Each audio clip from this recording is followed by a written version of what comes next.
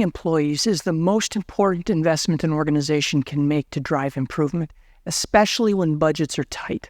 Cutting the training budget in those situations may seem like an easy way to save, but it's a short-sighted move because training equips employees with the skills to be more efficient, innovative, and adaptable, and it allows them to do more with fewer resources. Well-trained employees are better able to solve problems, adopt new technologies, and find creative solutions that drive business growth.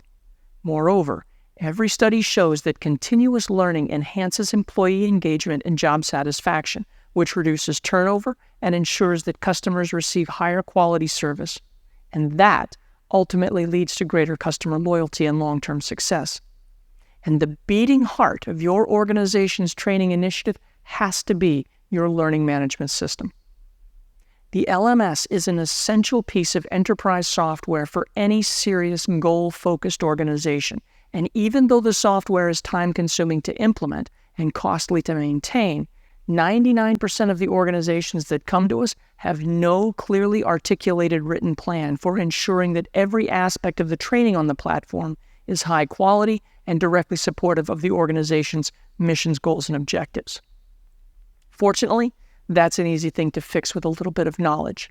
Today, we're releasing a series of videos on an essential topic for anyone responsible for a learning management system, LMS governance.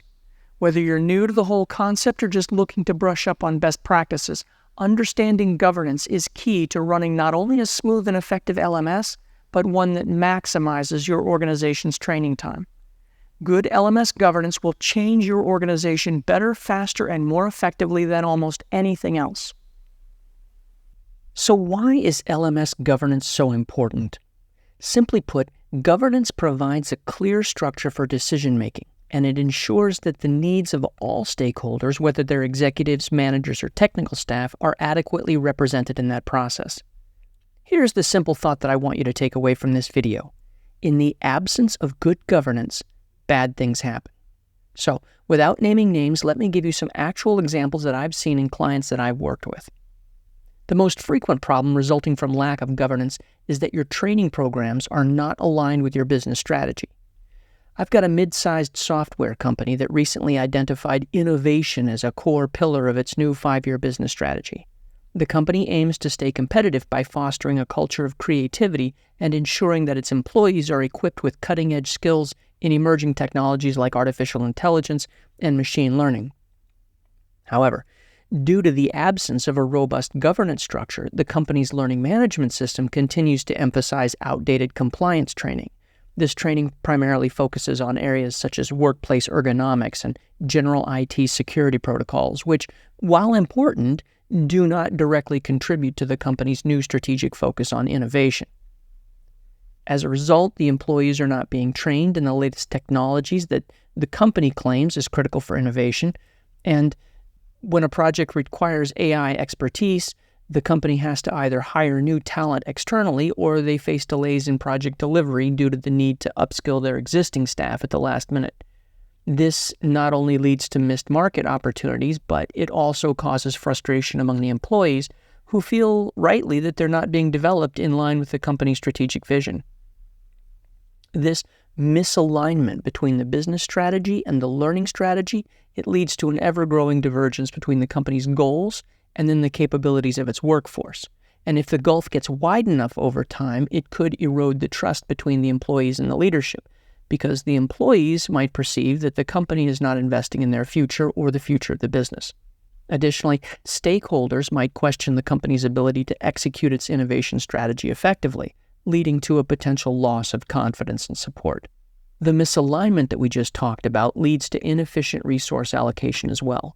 If the company is investing heavily in developing advanced e-learning modules that target skills that are irrelevant to their current business objectives, the only thing that's achieved is a waste of time and money, both in building and fielding the courses and in paying the employees to take them.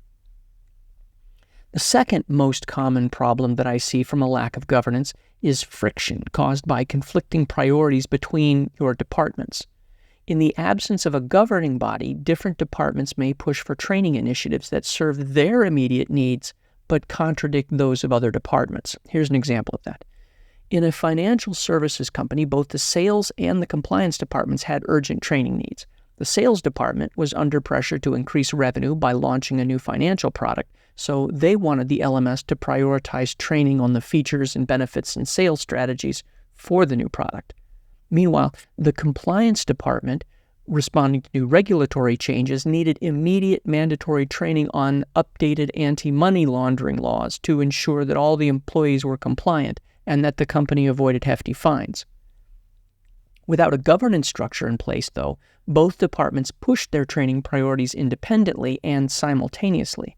The sales department instructed the LMS team to roll out the new product training, while the compliance department insisted on prioritizing their new anti-money laundering training.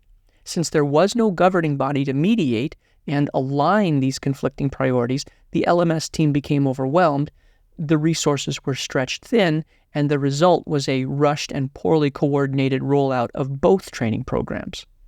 The sales training materials were released, but they were incomplete and they lacked depth, leaving the sales staff confused and unprepared to effectively pitch the new product to the clients. At the same time, the anti-money laundering training was also launched, but it was filled with errors and omissions due to the rushed development process. The employees were frustrated by the poorly executed training sessions, and both the sales and compliance departments were dissatisfied with the results. Additionally, the company risked non-compliance with regulatory requirements, which actually could have led to legal penalties. The lack of a governing body to prioritize and coordinate these training initiatives caused significant friction between the departments. The sales and the compliance teams blamed each other for the ineffective training outcomes, leading to strained relationships and reduced collaboration. Fortunately, the senior management realized that it was the absence of governance that led to the inefficiency, wasted resources, and the potential risk exposure, and that prompted them to reconsider how training priorities were set and managed across the organization. I could go on and on with examples like this, but you get the idea. Join me in the next video where I'll introduce the governing board and its charter document. Don't forget to hit like and subscribe if you found any of this helpful. And as you work your way through these videos, if you have questions, please book a free 60-minute call with me. The link is in the description below. There will be absolutely no sales pitch on the call. Your team and I will spend the time only on your training situation. And I'll do my best to help provide helpful answers to all your questions. Remember that in the absence of good governance, bad things happen.